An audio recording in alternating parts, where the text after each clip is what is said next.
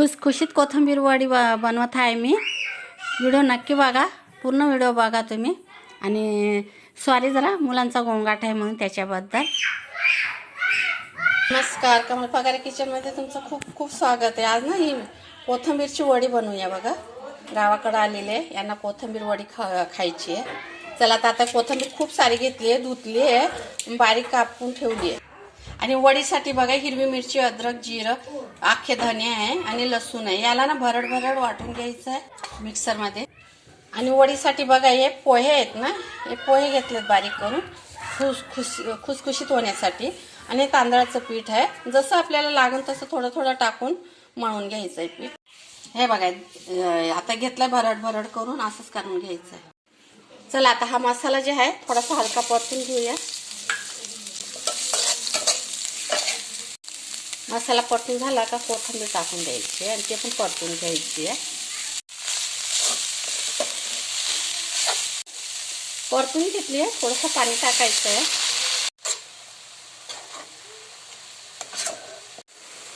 आता याच्यामध्ये 4 चमचे रवा आहे, रवा टाकत आहे.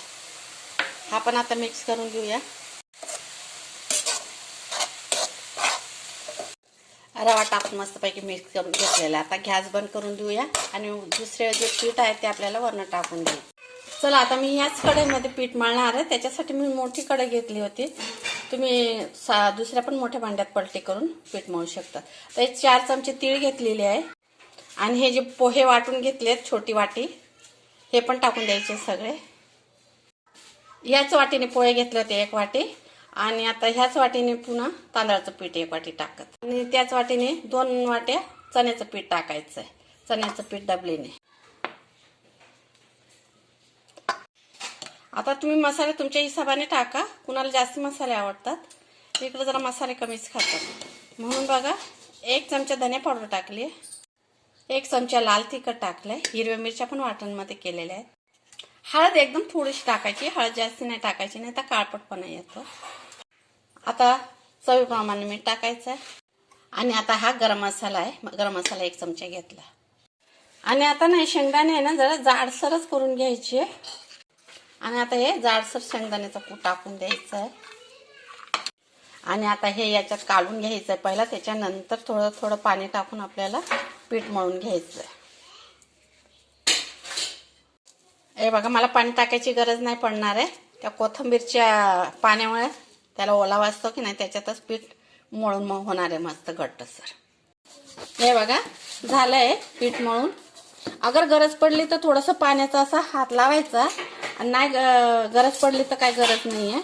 आणि जास्त ओलं झालं का मग पुन्हा पीठ वाढू शकता. हे बघा आता याचे गोळे करून घेऊया आणि तुम्हाला दाखवते आपण वड्या कशा करायच्या आहेत. ते थोडंसं हलकंसं तेल लावायचं आणि तेल लावून ना जास्त आपल्याला जाड नाही करायचं आणि जास्त पातळ नाही करायचं. असं केलं मी, छोटं केलं. तुम्हाला अगर मोठं करायचं असलं ना मोठं पण करू शकतात, लाटणीने पण करू शकतात. आता मी अशी कापते आणि अशीच लांब लांब ठेवून देते शिजायला, बॉईल करायला. अजून एक आयडिया दाखवते.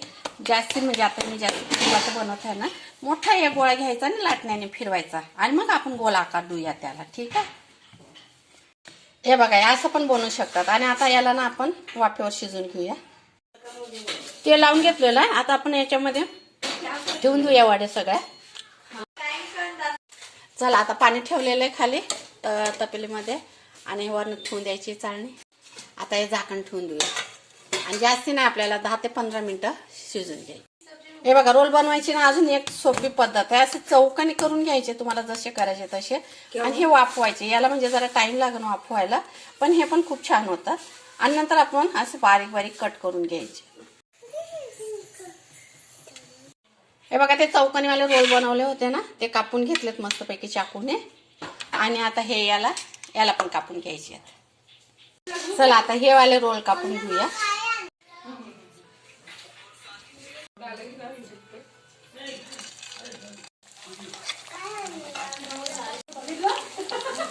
चला अशा प्रकारे आता सगळ्या वड्या करून घेऊया आपण तळून.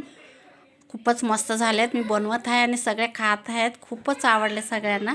तुम्हाला व्हिडिओ आवडला असेल तर तुम्ही सबस्क्राईब करा, लाईक करा आणि कमेंट करून सांगा. आणि एकदा नक्की बनवून बघा. मी माझ्या पद्धतीने खूपच छान होतात बघा.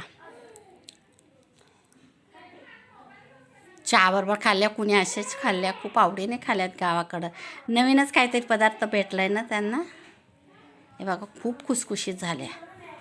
चला तर मग आता सबस्क्राईब करा, लाईक करा.